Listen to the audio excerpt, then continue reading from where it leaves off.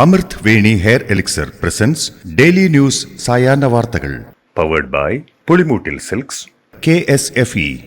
എന്താ ഒരു mood off? ഇപ്പൊ മുടി വല്ലാതെ കൊഴിയുന്നുണ്ട്, അതാ തോന്നുന്നു. ഈസ്ട്രജന്റെയും വൈറ്റമിൻ ഡിയുടെയും കുറവാണ് മിക്ക സ്ത്രീകളുടെയും മുടി കൊഴിച്ചിലിന്റെ പ്രധാന കാരണം. അമൃത് Veni hair elixir for women സ്ത്രീകളുടെ മുടിയുടെ വളർച്ചയ്ക്കും ശക്തിക്കും അത്യാവശ്യമായ herbal ഈസ്ട്രജനാലും vitamin ഡിയാലും സമ്പുഷ്ടമാക്കിയതാണ് Amrit Veni hair elixir for women. നമസ്കാരം, ഞാൻ നീതു കൃഷ്ണ. ഡെയിലി ന്യൂസിന്റെ സായാഹ്ന വാർത്തകളിലേക്ക് സ്വാഗതം. ഇന്ന് ഏപ്രിൽ 5 ശനിയാഴ്ച.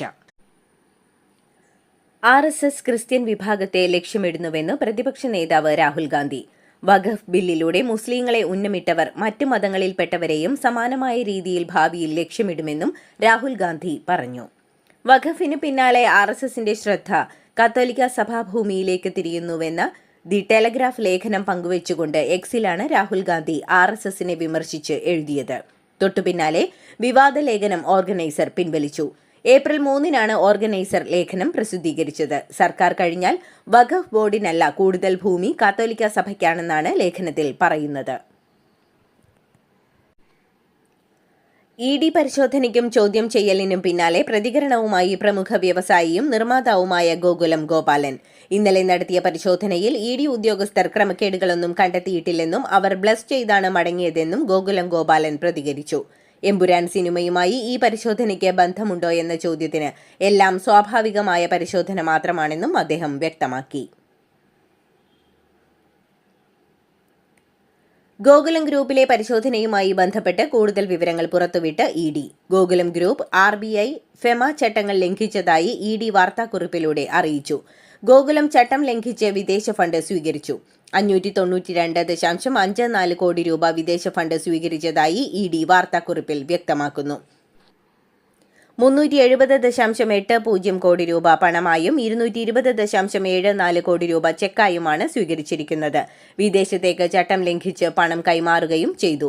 ഗോകുലം ഗ്രൂപ്പിന്റെ സ്ഥാപനങ്ങളിൽ കൂടുതൽ റെയ്ഡ് നടക്കുന്നതായും പിടിച്ചെടുത്ത രേഖകളിൽ പരിശോധന തുടരുന്നതായും ED അറിയിച്ചു. നടൻ പൃഥ്വിരാജിനോട് പ്രതിഫല തുകയിൽ വ്യക്തത വരുത്താൻ ആവശ്യപ്പെട്ട് ആദായ നികുതി വകുപ്പ് മുൻപ് അഭിനയിച്ച സിനിമകളുടെ പ്രതിഫല കാര്യത്തിലാണ് വ്യക്തത തേടിയത്. കഴിഞ്ഞ വർഷം ആദായ നികുതി വകുപ്പ് പൃഥ്വിരാജിന്റെ ഓഫീസുകളിലും വീട്ടിലും റെയ്ഡ് നടത്തിയിരുന്നു. അതിന്റെ തുടർച്ചയായാണ് ഇപ്പോഴത്തെ നടപടി. ആദായ നികുതി അസസ്മെന്റ് വിഭാഗമാണ് ഇക്കാര്യം ആവശ്യപ്പെട്ട് നോട്ടീസ് നൽകിയത്.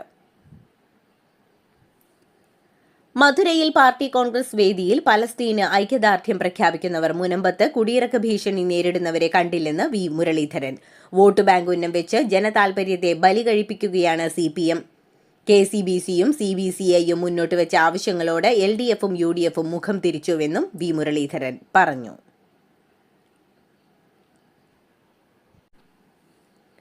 കേന്ദ്ര സഹമന്ത്രി ജോർജ് കുര്യനെ യൂദാസിനോട് ഉപമിച്ച് കേരളത്തിൽ നിന്നുള്ള ജോൺ ബ്രിട്ടാസ് MP. യൂദാസിനെ പോലെ 30 വെള്ളിക്കാശിന് ക്രൈസ്തവരെ ഒറ്റിക്കൊടുത്ത വിദ്വാനാണ് ജോർജ് കുര്യനെന്നും ഇദ്ദേഹമാണ് ഇപ്പോൾ ക്രൈസ്തവർക്ക് വേണ്ടി മുതലക്കണ്ണീർ ഒഴുക്കുന്നതുമെന്നുമായിരുന്നു ജോൺ ബ്രിട്ടാസ് കുറ്റപ്പെടുത്തിയത്. ആശാസമര സമിതി INTUCക്കെതിരെ പച്ചക്കള്ളം പറയുന്നുവെന്ന് INTUC സംസ്ഥാന അധ്യക്ഷൻ R. ചന്ദ്രശേഖരൻ. ഓണറ്റേറിയം വർദ്ധിപ്പിക്കുമെന്ന് മന്ത്രി പറഞ്ഞതാണെന്നും ആശാമാരുടെ സമരത്തിന് നേതൃത്വം നൽകുന്നവർ ഒത്തുതീർപ്പ് മനസ്ഥിതിയില്ലാത്തവരാണെന്നും അദ്ദേഹം പറഞ്ഞു. ആശാസമര പന്തലിൽ പോകാഞ്ഞത് സമയക്കുറവ് കൊണ്ടാണെന്നും സർക്കാരിന്റെ സാമ്പത്തിക സ്ഥിതി അന്വേഷിക്കേണ്ട കാര്യം INTUCക്കില്ലെന്നും R. ചന്ദ്രശേഖരൻ പറഞ്ഞു.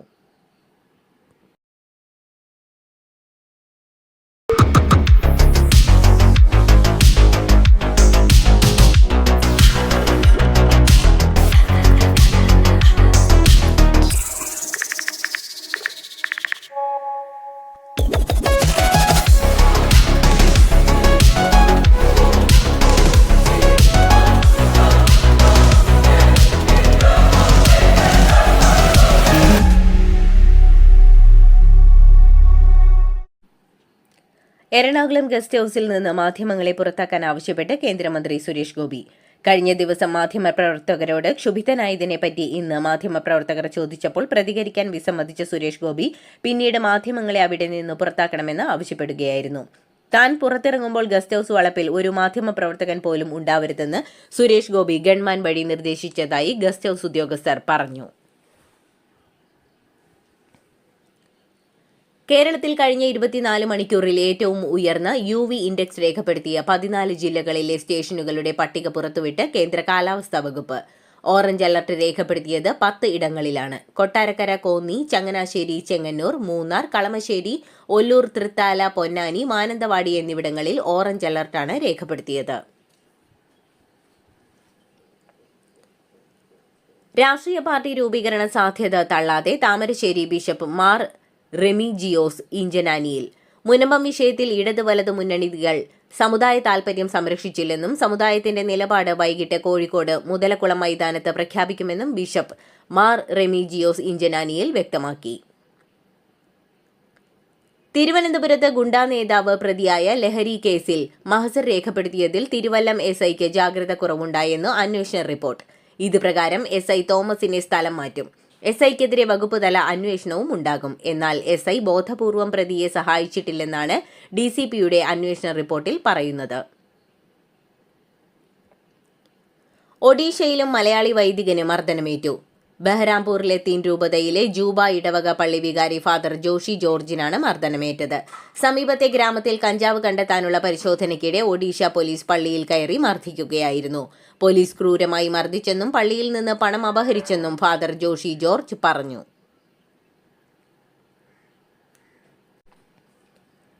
MG ശ്രീകുമാറിന്റെ വീട്ടിൽ നിന്നും മാലിന്യം കായലിലേക്ക് വലിച്ചെറിയുന്ന വീഡിയോ ചിത്രീകരിച്ച യുവാവിന് പാരിതോഷികം. 2500 രൂപയാണ് വീഡിയോ ചിത്രീകരിച്ച നസീമിന് മുളവുകാട് പഞ്ചായത്ത് പാരിതോഷികമായി നൽകിയത്. ഈടാക്കുന്ന പിഴത്തുകയുടെ 25% അല്ലെങ്കിൽ പരമാവധി 2500 രൂപയാണ് ഇത്തരം സംഭവം റിപ്പോർട്ട് ചെയ്തവർക്ക് ലഭിക്കുക. IB ഉദ്യോഗസ്ഥയുടെ മരണത്തെ സംബന്ധിച്ച് സമഗ്ര അന്വേഷണം നടത്തണമെന്നും IB ഉദ്യോഗസ്ഥനായ സുഗാന്ത് സുരേഷിനെ കേന്ദ്ര സർക്കാർ സർവീസിൽ നിന്ന് ഉടൻ സസ്പെൻഡ് ചെയ്യണമെന്നും DYFI ആവശ്യപ്പെട്ടു. മേഘയെ ചൂഷണം ചെയ്യുകയും അക്കൗണ്ടിലെ തുക തട്ടിയെടുക്കുകയും ചെയ്ത സുഗാന്ത് ഗർഭചിത്രം നടത്താനായി മേഘയെ തിരുവനന്തപുരത്തെ ആശുപത്രിയിൽ എത്തിച്ചത് കൃത്രിമ രേഖകളുണ്ടാക്കിയാണെന്നും റിപ്പോർട്ടുകളുണ്ട്.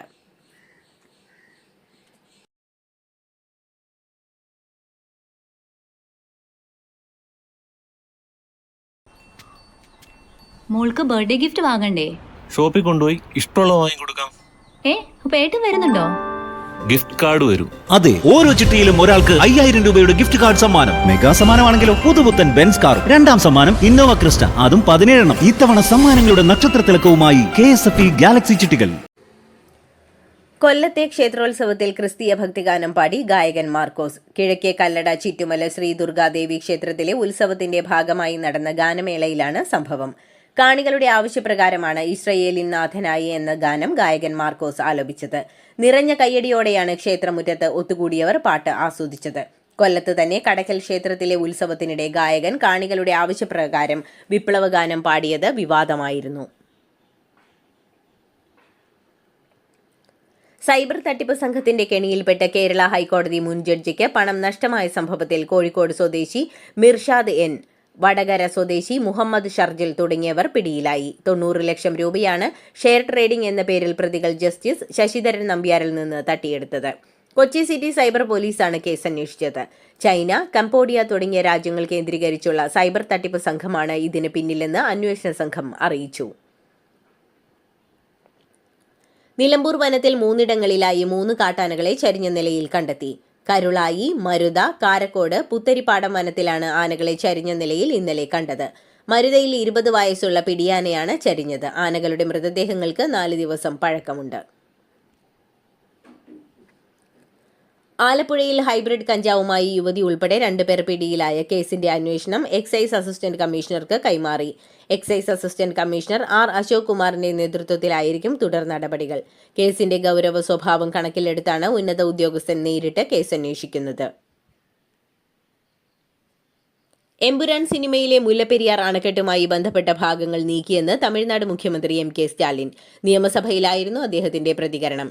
സെൻസർ ബോർഡ് സിനിമയിലെ ഈ ഭാഗങ്ങൾ അംഗീകരിച്ചതാണെന്നും എന്നാൽ എതിർപ്പിനെ തുടർന്ന് ഈ ഭാഗം നീക്കിയെന്നും സ്റ്റാലിൻ വ്യക്തമാക്കി. TVK MLA T. വേൽമുരുകന്റെ ചോദ്യത്തിന് മറുപടി പറയുകയായിരുന്നു മുഖ്യമന്ത്രി.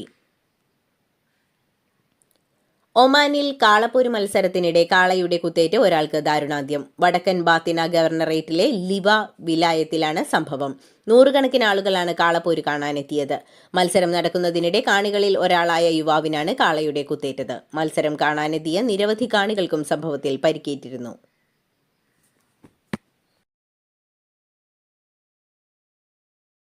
ഇതോടുകൂടി ഡെയിലി ന്യൂസിന്റെ ഇന്നത്തെ സായാഹ്ന വാർത്തകൾ സമാപിക്കുന്നു. ഡെയിലി ന്യൂസിനു വേണ്ടി വാർത്തകൾ വായിച്ചത് നീതു കൃഷ്ണ. DailyNewsLive.in വാർത്തകൾ വിരൽ തുമ്പിൽ.